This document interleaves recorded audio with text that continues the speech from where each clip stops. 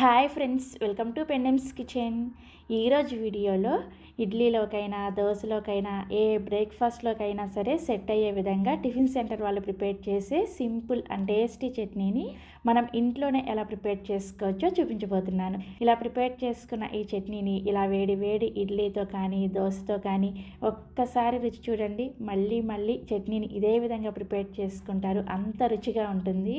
So ఇక ఏమాత్రం ఆలస్యం చేయకుండా టిఫిన్ సెంటర్లో ప్రిపేర్ చేసే ఈ చట్నీని పక్కా కొలతలతోటి మనం ఇంట్లోనే ఎలా ప్రిపేర్ చేసుకోవచ్చో వీడియోలోకి వెళ్ళి చూసేయండి.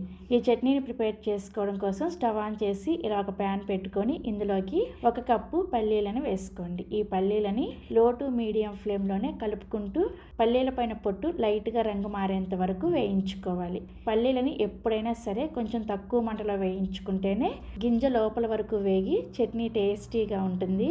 చూసారు కదా, పల్లీలు ఇలా వేగిన తర్వాత వీటిని ఒక ప్లేట్లోకి వేసేసుకొని పూర్తిగా చల్లారనివ్వండి. నెక్స్ట్ ఇప్పుడు ఇదే ప్యాన్లోకి 1 టీ స్పూన్ దాకా నూనె వేసుకొని నూనె కాగిన తర్వాత 1 టేబుల్ స్పూన్ మినపగుళ్ళు, 1 టీ స్పూన్ పచ్చిశనగపప్పుని, 1/2 టీ స్పూన్ ఇంగువాని కూడా వేసేసుకొని 4 పొట్టు తీసేసిన వెల్లుల్లి రెబ్బల్ని, 1 ఇంచి అల్లాన్ని, 1 మీడియం సైజులో ఉండే ఉల్లిపాయని ఇలా పొడవుగా ముక్కలుగా కట్ చేసుకొని వేసుకోండి. అలాగే 1 రెమ్మ కరివేపాకును కూడా వేసేసుకొని ఈ ఉల్లిపాయ ముక్కల్ని జస్ట్ 1 నిమిషం పాటు లో ఫ్లేమ్లోనే వేయించుకోవాలి.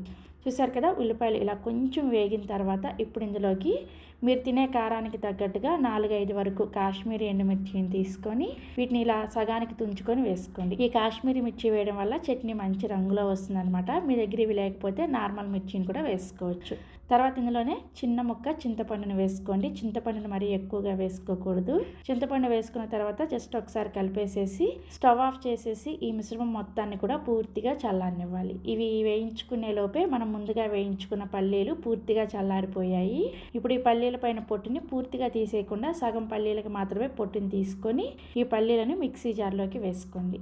నెక్స్ట్ ఇందులోనే మనం వేయించుకున్న ఉల్లిపాయ, ఎండుమిర్చి ఉన్నాయి కదా, ఇవి కూడా పూర్తిగా చల్లారిన తర్వాత ఇదే మిక్సీ జార్లోకి వేసేసుకొని ఇందులోకి రుచికి సరిపడా ఉప్పుని, అలాగే చట్నీని గ్రైండ్ చేసుకోవడం కోసం అవసరమైన నీళ్ళని కొద్దిగా వేసుకుంటూ చట్నీని బాగా మెత్తగా గ్రైండ్ చేసుకోవాలి. చూసారు కదా, చట్నీని ఇలా గ్రైండ్ చేసుకున్న తర్వాత ఈ చట్నీని ఒక గిన్నెలోకి వేసేసుకొని ఇదే మిక్సీ జార్లోకి మీకు చట్నీ కన్సిస్టెన్సీ ఏ విధంగా కావాలో చూసుకొని నీళ్ళని వేసుకొని ఈ నీళ్ళని చట్నీలో వేసుకొని కలుపుకోండి.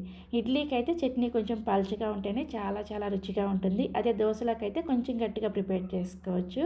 చూసారు కదా, చట్నీ కన్సిస్టెన్సీ ఈ విధంగా ఉండాలి.